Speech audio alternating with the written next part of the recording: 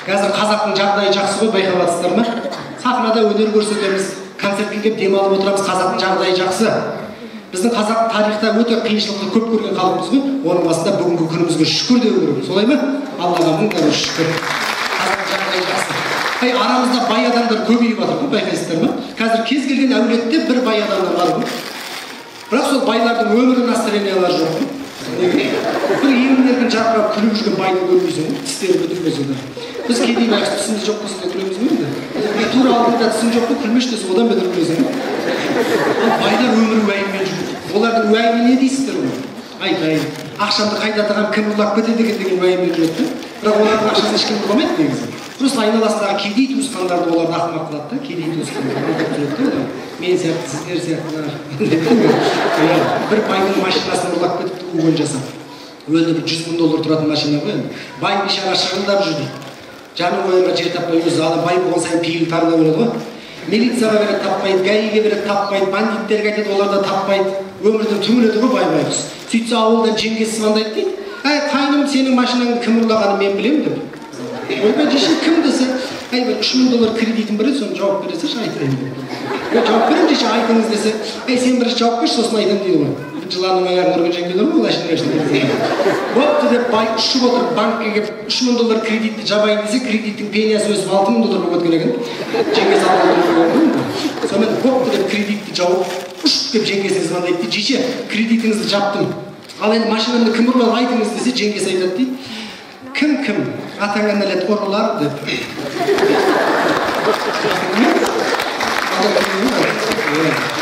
Байларға жәнім әшейді ше. Бірақ әйелдері өте сұлу болады. Біздің әйелдермен салыстырсақ. Біздің әйелдер жоқшылықтан еркек құсап кеткен ғой. Жерден ақша іздейміз деп бастарын көтермей қалған. Күйеуінің оталмай қалған машинасын итере бергенде білектері салбырап қалған. Азаннан кешкен белмеші жей бергенде белден төмен қарай жалпиған. Шындай ұстар мұсылған трактор құсап қалған. Байлардың әйелдері өте сұлу болады. Өткенде бір байдың әйелінің туылған күнінде болдық та, байдың әйелінің. Әйеліне қарасаң 18 жасар қыздай ғой. Торттың бетіндегі свечаларды санасаң 73-тік та. Байлар мен кедейлердің әйелдерін сразу ажыратуға болады. Мысалы, сәлеметсіз ба деген сөзге сәлеметсіз ба деп жауап берсе, ол байдың әйелі. Ал енді сәлеметсіз ба деген сөзге қалайсың қатын, құлағыңды ақсарған бере тұр, кешке тойға барамын десе, біздің әйелі. Ал енді рас қой енді, қонақта отқан кезде алыңыз, жеңіз деген сөзге рахмет диета ұстап жүрмін десе, ол байдың әйелі. Ал енді алыңыз, жеңіз деген сөзге жейміз, қалған пакетке салып аламыз десе, ол біздің әйелі. Даладан үйге келген кезде үстіндегі шубасын лақтыра салмай ілгішке іліп қойса, ол байдың әйелі. Даладан үйге келген кезде жерге лақтыра салатында ілгішке іліп қоятында шубасы жоқ болса, ол біздің әйелі.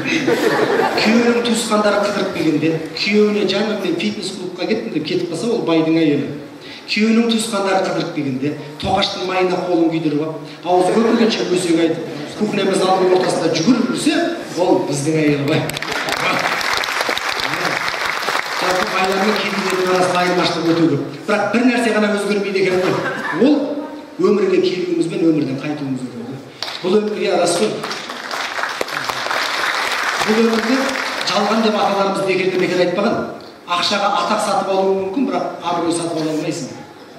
Ақшаға махаббат сатып алуы мүмкін, бірақ шынайы сезім сатылмайды. Ақшаға достарды да сатып алуы мүмкін, бірақ достың беріктігі сатылмайды да. Жалпы адам болып келдім өмірге, адам болып қалсам өмірде, адам болып өтсем өмірден деген мақсаты бар. Адам ғана арманына жетеді деп ойлаймын да.